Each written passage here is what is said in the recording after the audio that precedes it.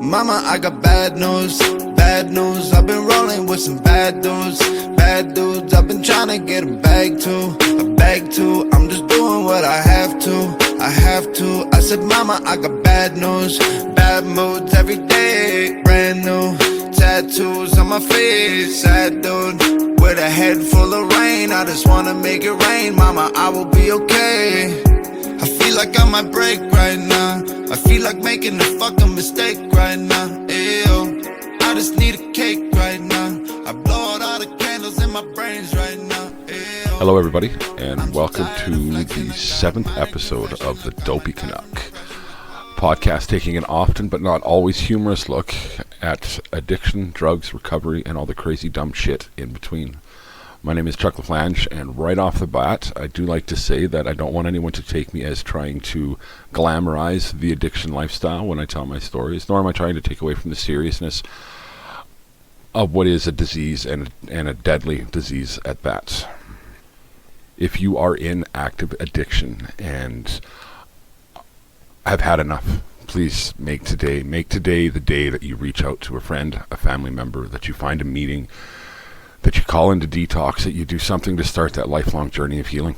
So with that out of the way, let's get into today's story. Today's story is a quick one, because there's a couple other things that I want to get into, but I'll be honest with you, after the last episode, I need a laugh. What I tend to do here is after I publish these episodes, I will listen to them over and over again, to critique myself and what I could have done differently or said differently or count the ums. Anyway, listening to episode 6 a few times and that list of names that I put in it just left me in a really, somber place, I guess, is the best way to put that. So I need a laugh. This will be a quick one, but we're going to call it Mushrooms in the Trunk. So we're going back now. I am 18 years old, so before the really hard times, before all the crack and whatever really fucked with my life. But at the time, fuck around and find out, and myself have an apartment in this fourplex, and we're living together, but he's not really a part of this story as far as I remember anyway. Bringing a new character into this one, we're called Done Right. And we call him Done Right because him and I were very, very similar. At the time of this story, we had pretty much just met, but as our friendship grew, I discovered that the two of us were very similar in the way we thought and our fucked up sense of humor. And I look back at him now as he's become, I mean, he's not rich or anything like that, right? But he's successful in that he's got a family and a normal job, and his kids have grown up now, and he's quite the guy. And for me, sometimes over the years, he's been a hard reminder of what I could have and really should have done with my life. So that's why he gets the name Done Right. I'm actually quite excited because I get to see him today face to face for the first time in, 20 years, something like that. So I'm pretty excited about that. Anyway, so Done Right, another guy I'm just going to refer to as the token black guy, because at the time he was like our only black friend, and our only friend of color, really. When we stop and think about it, we were all white, and there's a few other people, but I don't remember who they were, and it's not really important anyway. So token black guy's got one of those little Honda CRX cars, and if they have a back seat, it's not much of a back seat, it's just tiny, and we're all fucked up. I know I was smoking weed, eating mushrooms, definitely drinking, and I think it's fair to say that at that point, pretty much everyone else was too, right? So we decide that we're going to go visit Done Right's mom.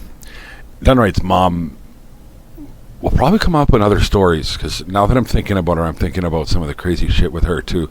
She was she was a podcast unto herself, that lady was. She was just nuts. Just some really funny times with her. But anyway, this is the first time, I think anyway, that I was going to meet her.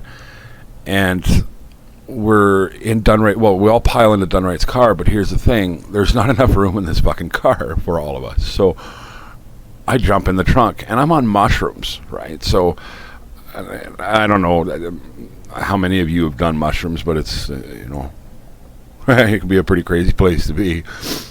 And there's no room for everybody, and because again, like if there's a back seat in these little things, it's barely there, right? So I volunteer that I'm going to ride in the trunk of the car on mushrooms, but somebody's got to give me their cell phone, and we're going back a very long time before cell phones, were everywhere and anywhere. There was only a few of us that had them, but so this 15-minute drive or whatever it is over to her place, I elect to, or I volunteer to jump in the back, and I've got the cell phone, and I called every single phone number I could remember. And now, remember though, back then that was a lot of phone numbers because we didn't rely on our cell phones to remember numbers, right?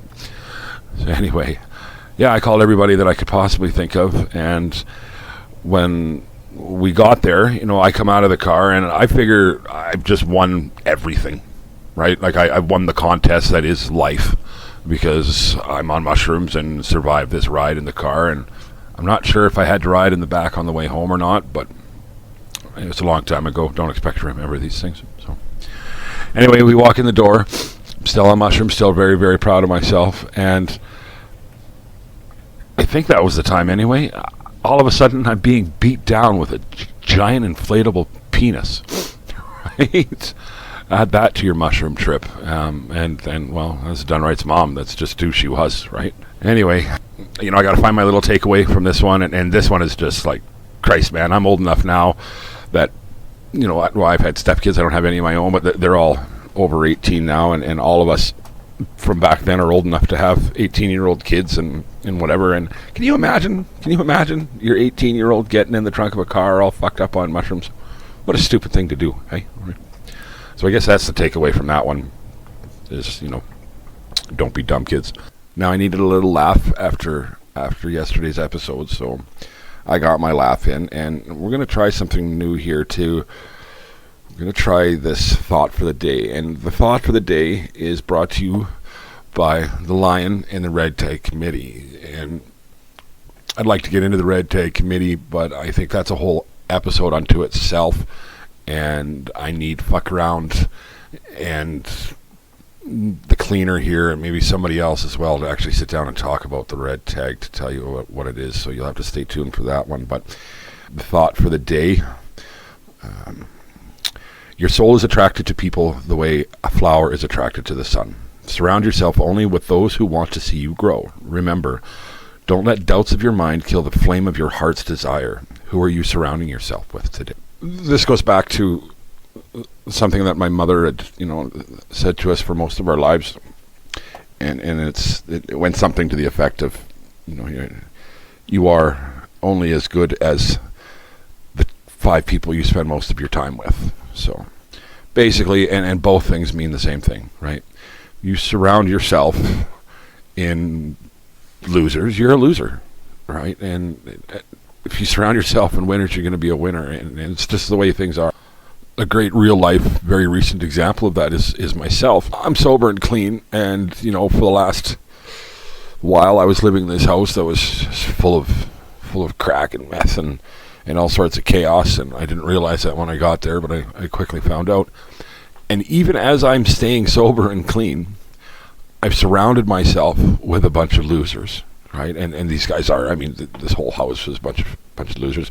Maybe without drugs in their life, they're very different people.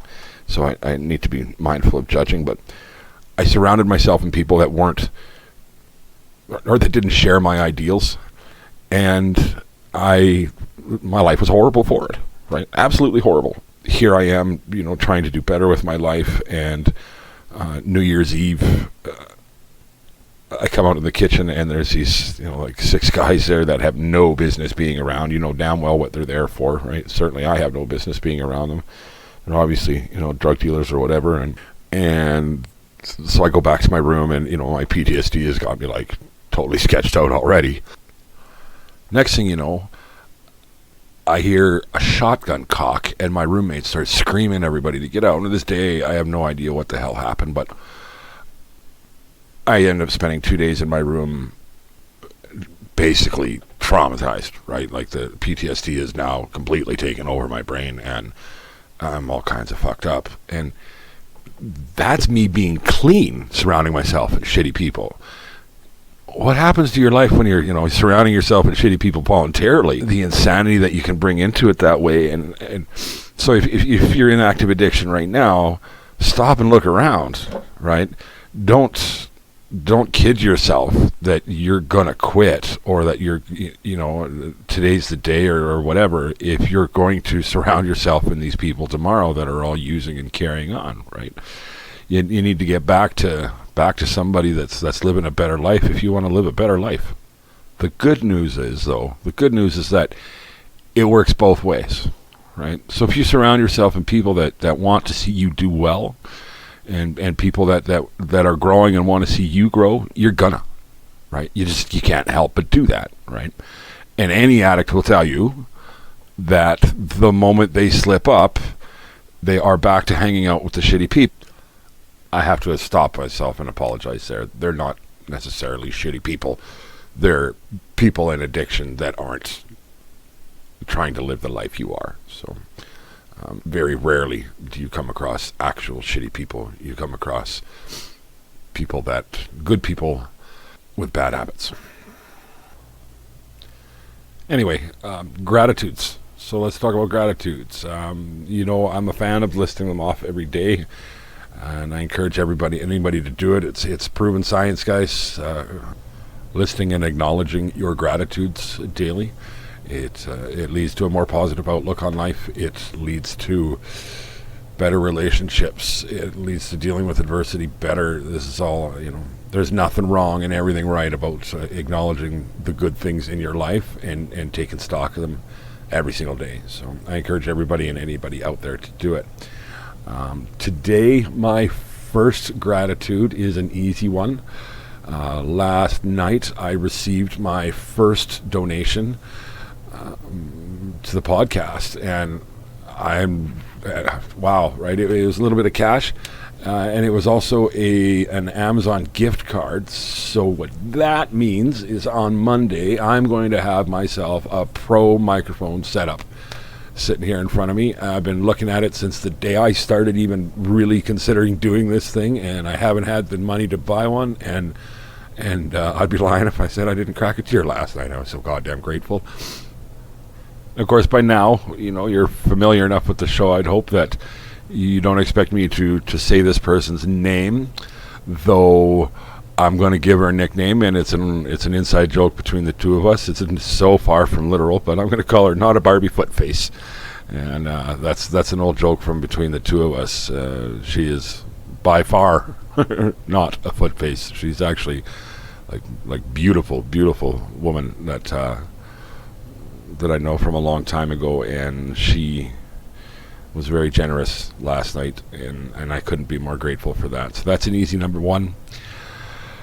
Number two is going to be the Red Tag Committee, actually. I was really, yesterday I spent a lot of time thinking about that and wrapping my head around it, and Red Tag Committee is this bunch of guys that are sticking around and doing the right thing, and I think it's pretty goddamn cool what's going on, and I think it's an honor to be considered original Red Tag, and it's a movement that I really want to help fuck around build. So that's an easy number two.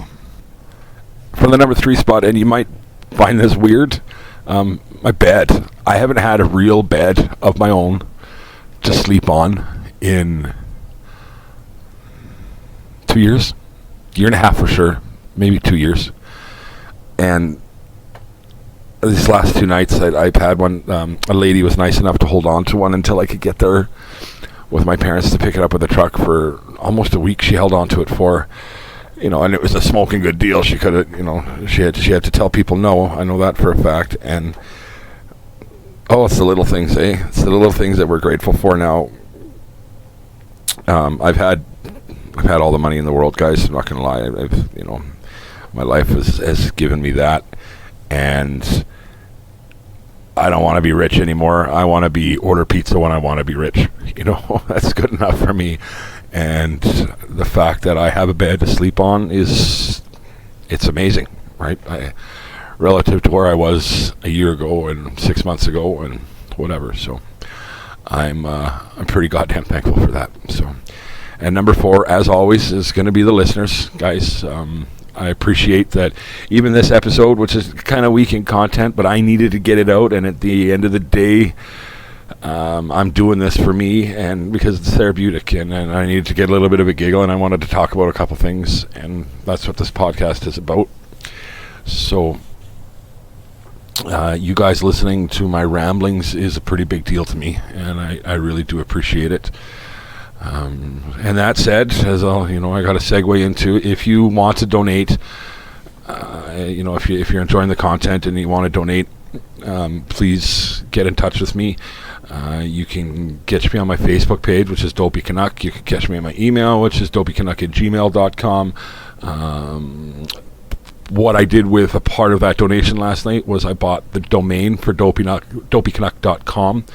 And I'm just having some tech issues trying to get that thing set up, so that should be up and running right away. And if you want to help out and actually make $20 yourself, check out the Koho link, KOHO link on my Facebook page. If you sign up and you got to verify who you are or whatever, you get a virtual credit card online right away. And if you load that up with $5, minimum $5, and spend it, boom, we both get $20 the next day. There's no catch, there's no subscriptions to cancel, there's no credit cards needed to punch into it.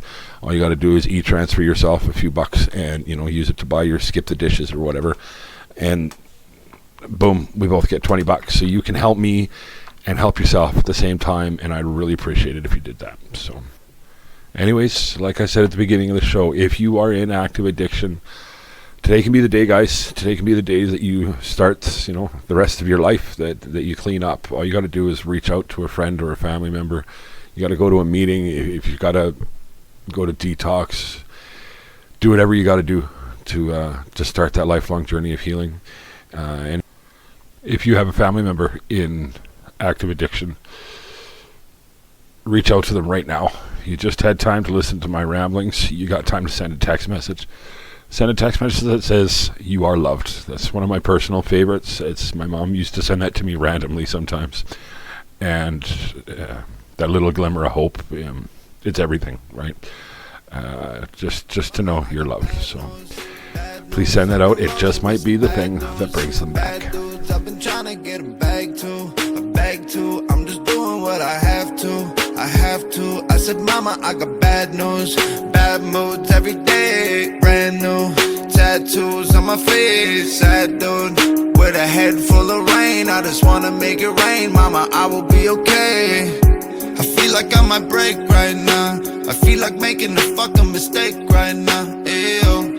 I just need a cake right now. I blow out all the candles in my brains right now. Ew. I'm so tired of flexing. I got a minor confession, like I might die from depression. Like whoa.